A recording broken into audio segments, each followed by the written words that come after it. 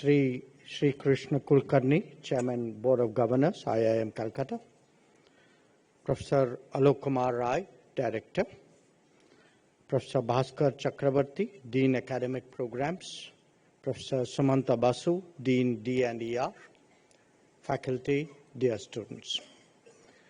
It's an enormous privilege to be awarded the degree of Doctor of Philosophy, honoris causa, that too from such a prestigious institution like the Indian Institute of Management, Calcutta.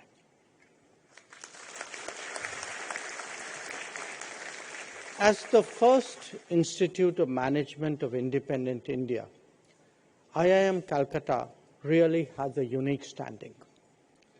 Your Triple Crown accreditations are an attestation of your stature. As for your alumni, and that was a conversation we had yesterday evening, as for your alumni, I readily recall Indra Nui, a friend of many years, TV Narendran, who was my colleague in my brief business career, which was not mentioned in my curriculum vitae with the Tata Group, and Ambassador Ajay Bisaria, who was with me for many years in the Foreign Service. Of course, there are many more who have brought fame to their alma mater. And all of you, I know, will continue to uphold the standards of excellence. Now, my own life has been spent in the study of international relations and the pursuit of diplomacy. This was initially as a student, then for more than 4 decades as a diplomat, briefly, as I said, on the global side of business, and currently as the minister with the responsibility for the conduct of our foreign policy. In the course of this journey, my own understanding of this subject has evolved, and perhaps the sharpest realization is of the intricate connect between national capabilities and external aspirations. This is clearly not rocket science, but the complexity of that linkage and its relationship to policy options is something that is really brought home by experience. It is therefore natural that on an occasion like this, that too at an institution so deeply associated with our economic growth, that this should be the subject of my address. For many decades now, this connect that I have referred to has been conceptually articulated as comprehensive national power. A complex aggregation of multiple dimensions, it is a measure of a country's strength, of its quality of life, and of its ability to shape the world. Some aspects, like military or economic capacities, are more obvious. Others, like natural resources, niche technologies, or cultural impact, perhaps much less so. Occasionally, developing exceptional capabilities provide an added source of power. Now, conversely, allowing crucial vulnerabilities such as neglect of border infrastructure or indifference to industrialization can be a great weakness. Now, it is sometimes said that the best foreign policy is high economic growth. Well, there is much truth to it. Reality is actually much more complicated than that. It is not just about progressing on a broad front, but also paying attention to specifics which have a larger implication. Let me illustrate that. Contemporary debates today about chips, about rare earths, about connectivity illustrate this point. More than that, there is actually the question of fostering an underlying culture which determines a society's attitude, its habits, and its temperament. For all the talk about services, it is only by manufacturing that we can actually really appreciate technology, spread an industrial culture, and encourage innovation. And that is precisely why, in an extremely competitive world, the state of entrepreneurship at home is intrinsically linked to the pursuit of interests abroad. It is central to how we relate to the world and equally a beneficiary of what we draw from it. In that sense, my world and yours are really not that far apart. Let us turn to the global landscape and begin by recognizing the profound changes underway. This is an era where politics increasingly trumps economics, and that's not a pun. Decisions are now being made not merely on costs, but taking into account ownership and security. Where a product is made or who offers a service is as important as their price points. When de-risking overrides the logic of efficiency, the mantra of just in time actually gives place to the caution of just in case. Of course, globalization still exists because it's too far gone to be rolled back.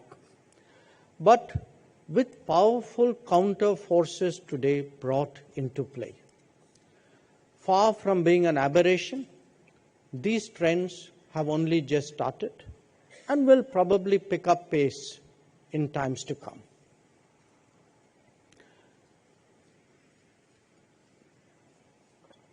Now let's turn our attention to some key elements of this transformation, which actually make for a less rule-bound and a more fragmented world.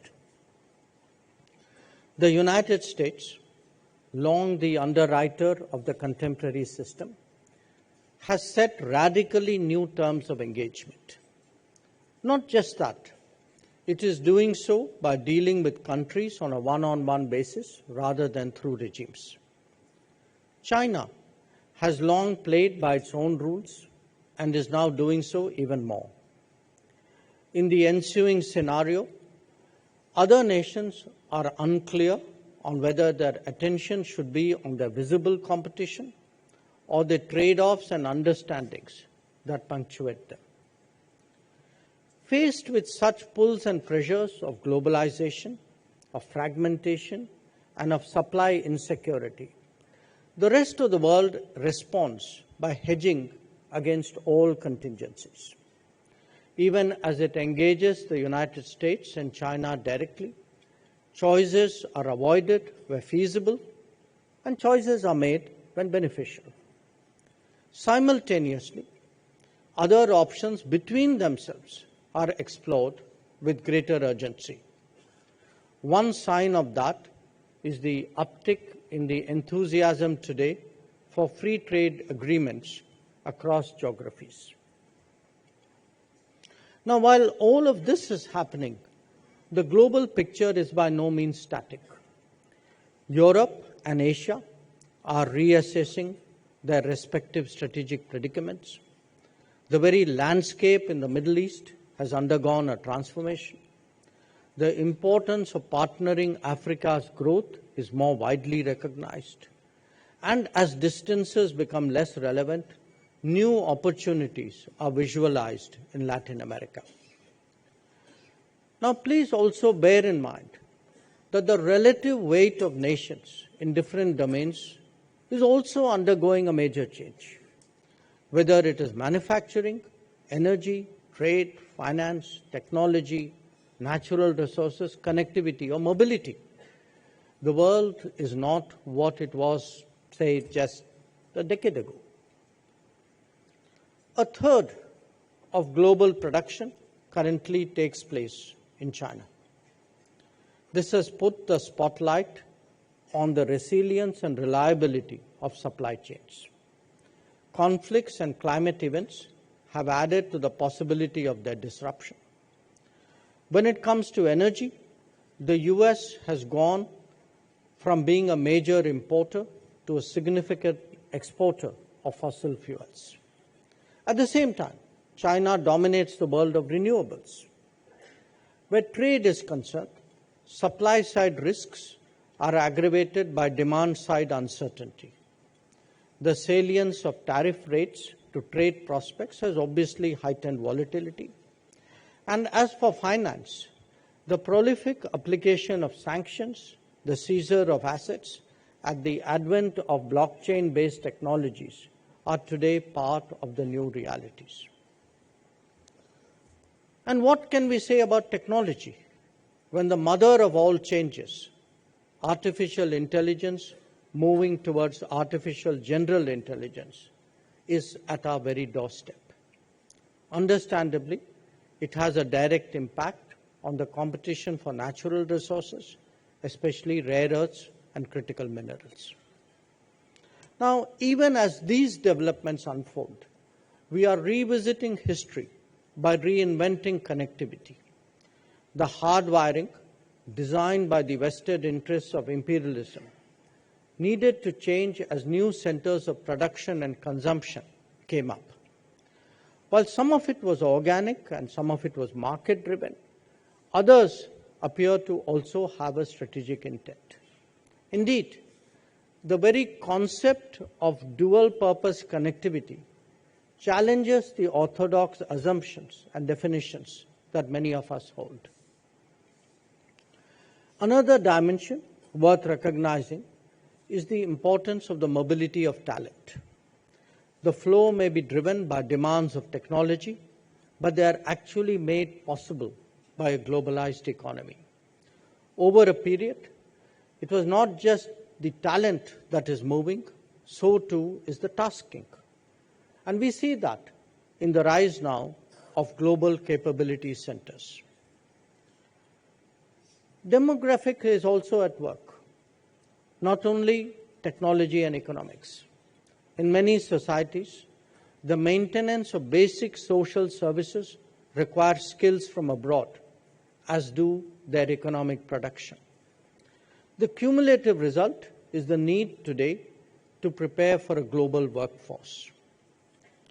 So this is the global landscape, and you may ask, how does India respond to these new realities? Well, obviously, by pursuing policies and taking actions that, one, advance our comprehensive national power, two, reduce our vulnerabilities, and three, promote our influence. Now, the last two clearly constitute the core of our diplomatic activities, but even when it comes to increasing comprehensive national power, our role in diplomacy is active rather than passive. This is done, amongst others, by facilitating the flow of technology and the ease of manufacturing, by shaping external sentiment about investing in India, by opening markets for our producers and work opportunities for our skills, and by ensuring the steady and predictable supply of our requirements from the world. As India rises and our economy grows, we are preparing, obviously, to shoulder more responsibilities in this regard. A major power, that too one with higher aspirations like us, must have a significant industrial base. Unfortunately, this was not an assumption necessarily accepted by policymakers before 2014. Promoting industrial growth and even incentivizing it is today a key economic priority. The emphasis on Make in India in the last decade speaks of a different mindset and greater ambition. For its full potential to be realized, industry has to wholeheartedly partner and look beyond the short term. It must help build the domestic supply chain even as we seek to participate more in the global one. As it strikes roots, Make in India is strengthened by research in India, innovate in India, and design in India. Not all missed opportunities of the lost decades of the last century can be recovered. But there is considerable scope, believe me, to play catch-up, especially in selected domains. At the same time, attention is being paid to advanced technologies, to advanced manufacturing, so that India does not perpetually lag behind. We are now in the world of chips and semiconductors, electric vehicles and batteries, drones and space, or that of nanotech and bioscience.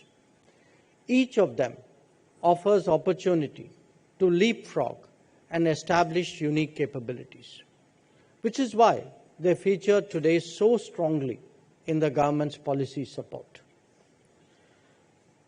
Where foreign affairs is concerned, technology and trade are among the metrics of our 3 T's performance evaluation, along with tourism.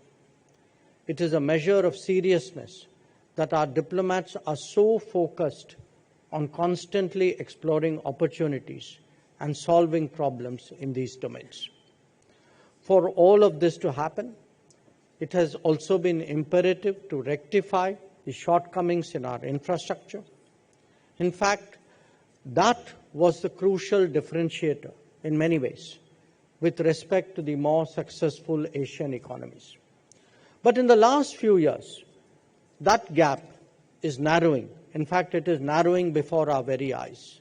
Whether it is highways or railways, aviations or ports, energy or power, we are now moving ahead by any standards.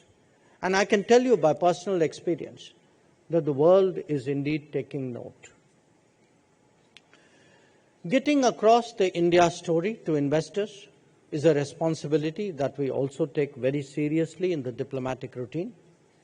That involvement can at times also extend to hand-holding in respect of important projects.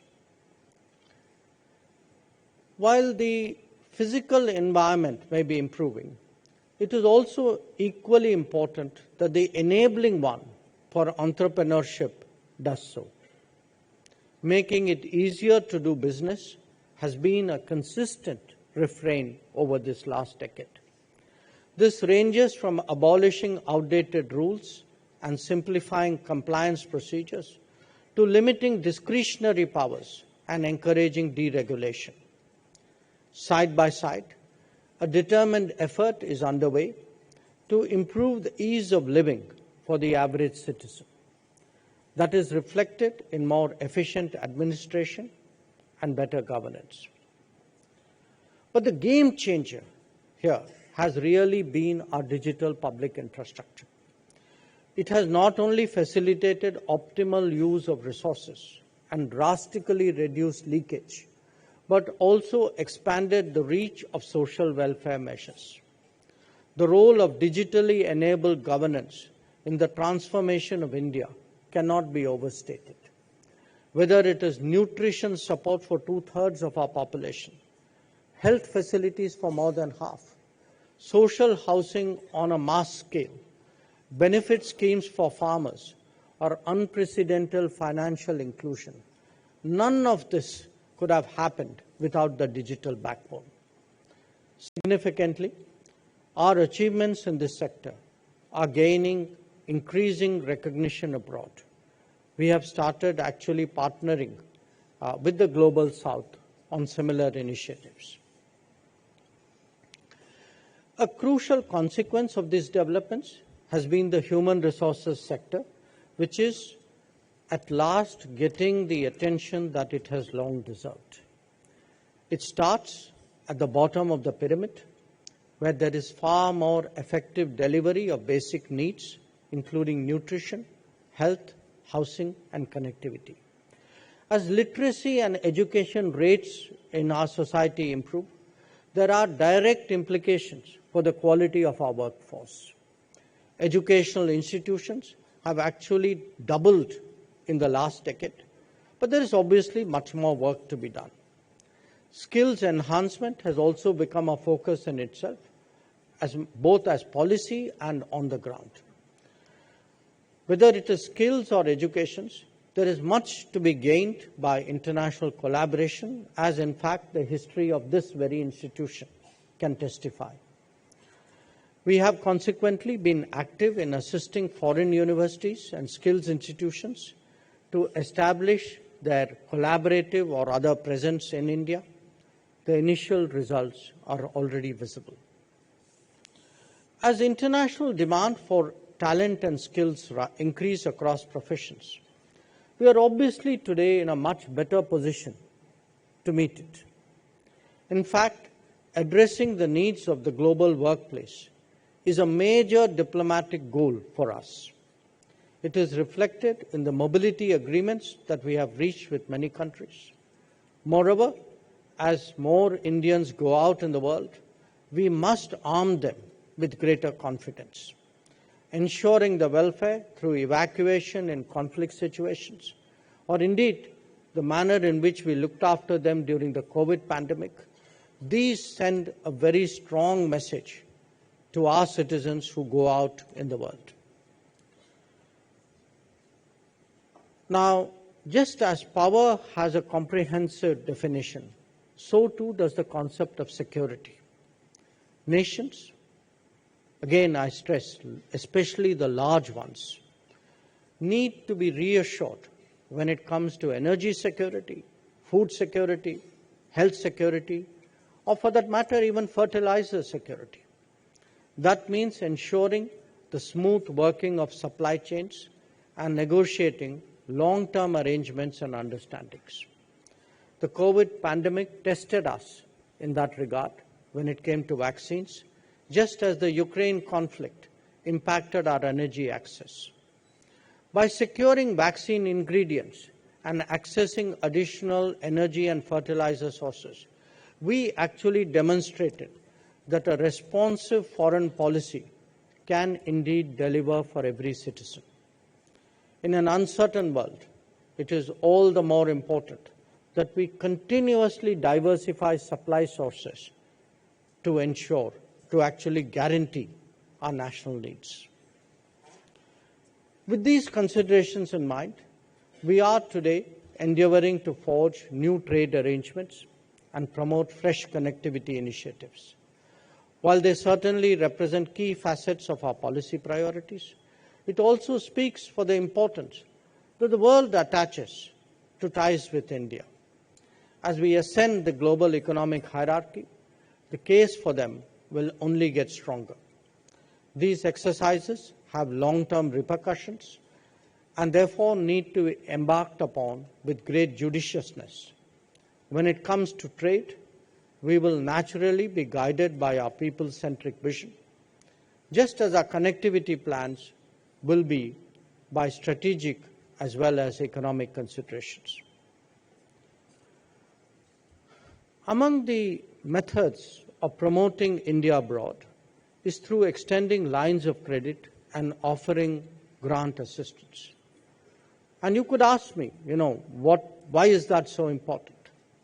So I would like to share with you, because this is a core activity of my ministry, that many projects that have resulted from these efforts, in our neighborhood especially, have been crucial for connectivity with our partners.